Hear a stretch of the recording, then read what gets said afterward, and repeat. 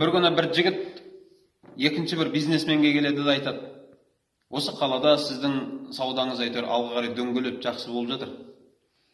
Осы сіздің саудаңызды үйретсеңіз, мен де осы қалада дәл осы саудамен айналыссам. Енді белгілі бір зат сатады ғой мынау. Анау айтады: мен де тура осы затты әкеп сатсам, қай жерден аласыз, қаншаға аласыз, әкеп үстінен қанша қойып, қалай сатасыз, сонда маған үйретсеңіз, маған ұнайды. Қараңыз, сонда ана екіншісі айтады: жоқ бауырым, ренжіме, мен саған оны үйрете алмаймын. Не дейді? Мына қалада сен маған конкурент боласың дейді, бәсекелес боласың дейді. Сөйтіп, өзінің істеп жатқан саудасын басқа біреуге үйретпей қояды. Бұл бізге қарапайым нәрсе сияқты көрінеді, бірақ артында не тұр? Біз ырзық Алладан деген нәрсені ұмытып қалғанбыз. Бізге ырзықты сауда береді, Алла емес. Біз осылай түсінеміз да.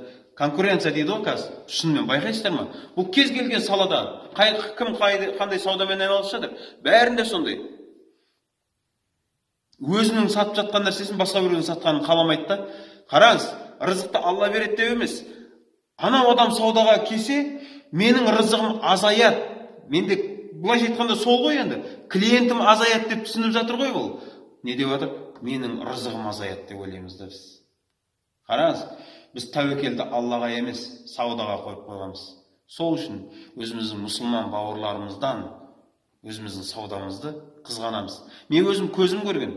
Мынау жаңағы бір заказной тамақ істейтін адам бар да, содан барып, осы тамақтың рецептін сұраған кезде бермей қойған да. Жоқ, бұл тамақты менен басқа ешкім істей алмау керек. Тек менде болу керек бұл тамақ.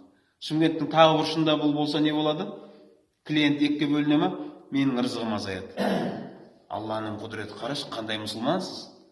Индияға сауда қалай барды, білесіздер ме? Мұсылмандар саудамен баратын болған. Иман қалай барды Индияға? Субханалла.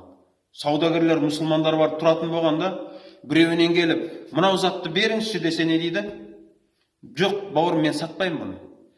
Екі орын ары барсаң, менің бауырым сатып тұр. Мен бүгін 4-5 саттым, маған бүгін жетерлік. Ол әлі біреуінде сатқан жоқ. Содан ал. Анау айтады: сендерге бұны кім үйретті? Мына мұсылман айтады: бұны бізге ислам бұйырады. Өзіңде бар нәрсені, өзіңде болған нәрсені қалайсың ба, басқа мұсылманда болуды қалайсың ба, сенің иманың толық болады. Анадан ал деп ше, қарасаңызшы. Осылай Индияға иман осылай барған. Оларына адамдардың саудадағы мәмілелерін көріп мұсылман болып кеткен да.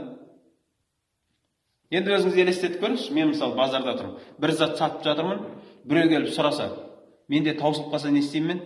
Көршімде бар негізі ол. Бірақ сен кетпе деймін мен. Дұрыс па? Кетпей қоя тұр, мен қазір тауып беремін.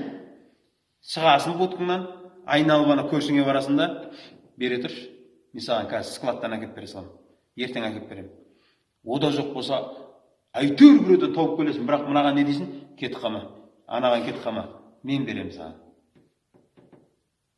Рас қой ол. Рас. Не дейді? Біз ырзықты Алла береді деген нәрсені ұмытып қалғанбыз да.